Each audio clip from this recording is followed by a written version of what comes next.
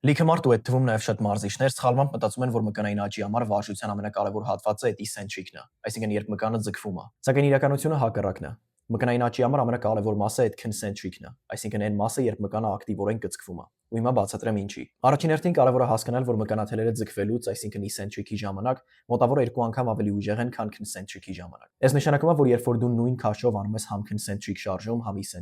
իսենտրիկի ժամանակ նույն մկանաթելերի մոտ կեսն է ակտիվ լինելու, քանի որ քո ուղեղը միշտ ակտիվացնելու է մենակ այնքան մկանաթելեր, ինչքան հարկավոր է տվյալ առաջադրանքը կատարելու համար։ Ու էսի ուղղակի սպեկուլյացիա չի։ Մենք ունենք շատ հետազոտություններ ու EMG data, որը այս ցույց է տալիս։ Ու այս ցածր ակտիվացիայի մակարդակը խնդիր է, որովհետև մկանային աճի ստիմուլ ստանում են մենակ այն մկանաթելերը, որոնք որ ակտիվ են շարժման ընթացքում։ Ու գումարած դրան մկանաթելերը ակտիվանում են փոքրից մեծ հերթականությամբ, ըստ Henneman size principle-ի, ինչը նշանակում է, որ այն 50% մկանաթելերը, որոնք որ ակտիվ չեն իսենտրիկի ժամանակ, այն ամենախոշոր մկանաթելերն են, որոնք ամենաշատ աճի պոտենցիալը ունեն, ու որոնք սակայն չեն աշխատում իսենտրիկի ժամանակ ու չեն կարող աճեն։ Ուզում եմ նշեմ, որ ստեղ խոսքը գնում է մասնավորապես myofibular hypertrophy-ի մասին, ինչը այն է, երբ զուգահեռաբար ավելանում են նոր մկանաթելեր։ Երկարաժամկետ մկանային աճի պրոգրեսի մեծ մասը գալու է հենց սրանից։ Սակայն իսենտրիկները կարող առաջացնեն sarcomatogenesis կամ stretch mediated hypertrophy, ինչը այն է, երբ մկանը երկարում է, այսինքն նոր մկանային բջիջներ են ավելանում իրար հետևից։ Սակայն ձեզ պետք չի սրա մասին նույնիսկ մտածել, որովհետև մոտ 2 ամսվա ընթացքում այս ադապտացիան հասնում է իր լիմիտին,